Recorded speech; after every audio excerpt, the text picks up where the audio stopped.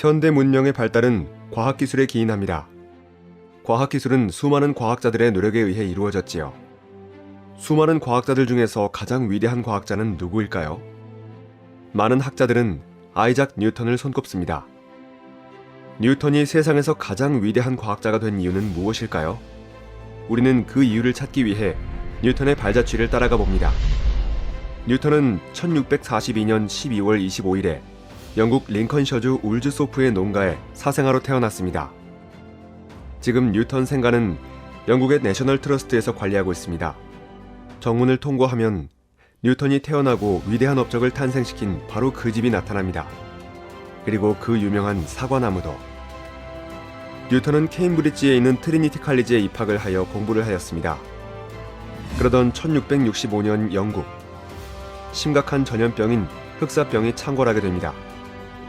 런던에서만 7만 명이 사망한 흑사병 때문에 학교는 문을 닫게 되어 뉴턴은 고향으로 돌아가게 됩니다. 뉴턴이 이 한적한 시골 마을에서 보낸 1665년과 1666년의 2년은 인류의 과학사에서는 매우 중요한 시기입니다. 특히 1666년은 기적의 해라고 불리웁니다. 과학의 기적의 해로 손꼽히는 것은 뉴턴의 놀라운 세 가지 발견 때문입니다. 그 중에서 첫 번째가 바로 만유인력입니다. 만유인력이란 질량을 가진 물체는 거리의 제곱에 반비례하고 질량에 비례하는 힘으로 서로 끌어당긴다는 원리입니다. 사과나무의 사과가 땅으로 떨어지는 것과 달이 지구를 도는 현상이 모두 같은 현상이라는 것을 알아낸 것이지요. 높은 곳에서 돌을 던지면 포물선을 그리면서 떨어지는데 점점 세게 던지면 더 멀리 떨어져 결국 던진 위치까지 오게 됩니다. 결국 원운동은 떨어지는 과정입니다. 사과나무에서 사과가 떨어지는 현상과 달이 지구를 원운동하는 현상은 모두 같은 원리로 설명될 수 있습니다. 천상의 법칙과 지상의 법칙을 설명하는 자연 법칙이 존재한다는 사실입니다.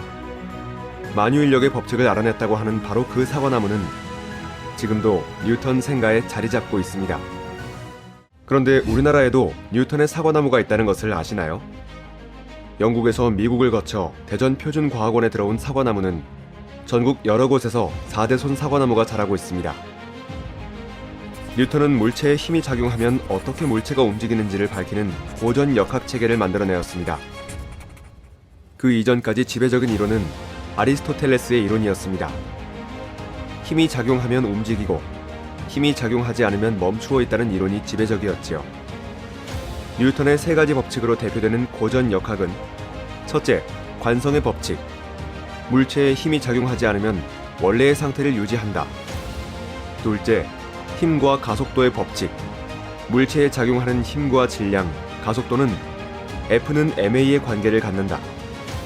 이는 물체에 힘이 작용하면 어느 정도 시간 후에 그 물체의 위치와 속력을 알 수 있다는 것입니다. 마지막 셋째, 작용 반작용의 법칙. 한 물체가 다른 물체에 힘을 작용하면 다른 물체도 힘을 작용한 물체의 크기가 같고 방향이 반대인 힘을 작용한다입니다. 근대 과학의 아버지인 뉴턴은 모든 과학을 원인과 결과로 설명하는 뉴턴적 세계관을 만들어냈습니다. 뉴턴은 이 이론들을 모아 세 편의 책을 집필하였고 바로 프린키피아로 불리는 자연 철학의 수학적 원리가 1687년에 간행되었습니다. 프린키피아의 초판본은 2016년 뉴욕에서 열린 경매에서 약 44억 원에 거래되어 세상에서 가장 비싼 과학책이 되었습니다. 두 번째의 놀라운 발견은 바로 미적분학의 발견입니다. 미분이란 잘게 쪼갠다는 의미로 예로 어떤 물체의 속도를 미분하면 가속도를 얻을 수 있다는 것입니다. 적분이란 쪼개진 것을 다시 합친다는 의미로 지구와 사과 사이의 만유인력을 계산하기 위해서는 지구의 각 점에서 작용하는 힘을 모두 합쳐야 하는 것으로 이 과정에서 적분이 필요합니다. 뉴턴의 세 번째 놀라운 발견은 빛의 본성입니다. 프리즘에서 빛이 분산되는 것을 이용한 실험을 통해 백색 광은 여러 색의 빛이 합쳐진 것임을 발견한 것이지요. 뉴턴이 학계에 등장하게 된 것은 반사망원경을 최초로 만든 공로로부터 시작되었습니다. 반사망원경은 볼록 렌즈 대신에 오목 거울을 이용한 것으로 색수차를 없앨 수 있어 선명한 상을 얻을 수 있는 장점이 있어 오늘날 대형 망원경은 대부분 뉴턴식 반사망원경을 사용하고 있습니다. 그리고 뉴턴은 프리즘을 이용한 여러 실험의 결과로 논문을 작성하였는데 그 논문에서 그는 결정적 실험을 제안했습니다. 긴 시간 동안 이루어진 여러 실험들을 모두 보여주는 대신 단 하나의 실험을 통해서 자신의 주장을 증명할 수 있던 것이었습니다. 세상에서 가장 아름다운 실험 10가지라는 책에서 이 실험을 아름다운 실험으로 선택한 이유도 바로 여기에 있습니다. 뉴턴 생가에는 뉴턴의 과학적 발견과 관련되어 있는 작은 체험박물관이 만들어져 있습니다. 뉴턴의 무덤은 런던의 웨스트민스터 사원에 있습니다. 이곳은 영국 왕실의 결혼식, 장례식이 열리는 곳이기도 하며 역대 왕들의 무덤이 있는 곳이기도 합니다. 또한 이곳에는 뉴턴, 다윈, 돌턴, 스티브 호킹 등 과학자들의 묘도 마련되어 있습니다. 그리고 뉴턴의 무덤 앞에는 그 어떤 사람의 무덤보다도 화려한 기념비가 있습니다. 여기에 지성이 신의 영역에 거의 도달했고 특별한 수학적인 능력을 지녔으며 행성의 경로와 모양, 바닷물의 조수, 다른 어떤 과학자도 이전에 상상하지 못했던 빛에 의해 색깔이 만들어지는 현상을 탐구했던 아이작 뉴턴 경이 묻혀있다. 그는 근면했고 총명했고 성실했으며 자연에 대한 철학적인 설명을 통하여 신의 전지전능함을 밝혔으며 복음서의 순수함을 그의 방식대로 밝혔다. 인류에게 위대한 광채를 보태준 사람이 존재했었다는 것을 생명이 있는 자들은 기뻐하라. 그는 1642년 12월 25일에 태어났고 1727년 3월 20일에 죽었다. 우리는 주위에서 뉴턴을 다루는 책을 많이 발견할 수 있습니다. 그중 몇 권을 소개해드리겠습니다. 첫째, 프린키피아. 뉴턴의 운동법칙이 담겨진 세상에서 가장 비싼 과학책. 우리는 서점에서 번역된 책을 쉽게 읽을 수 있습니다.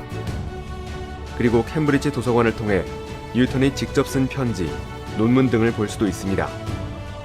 두 번째로 세상에서 가장 아름다운 실험 10가지라는 책입니다. 이 책은 역사상 가장 아름다운 실험 중 하나로 뉴턴의 빛 분해 실험을 소개하고 있습니다. 세 번째로 아이작 뉴턴의 광학입니다. 이 책은 뉴턴이 광학적 연구 결과를 모아 발표한 책으로 최근 번역되어 쉽게 볼 수 있습니다. 마지막으로 뉴턴과 아인슈타인, 우리가 몰랐던 천재들의 창조성이란 책은 뉴턴과 아인슈타인의 업적을 창조성을 근거로 설명하고 있습니다. 과학은 뉴턴 이전과 이후로 나뉩니다.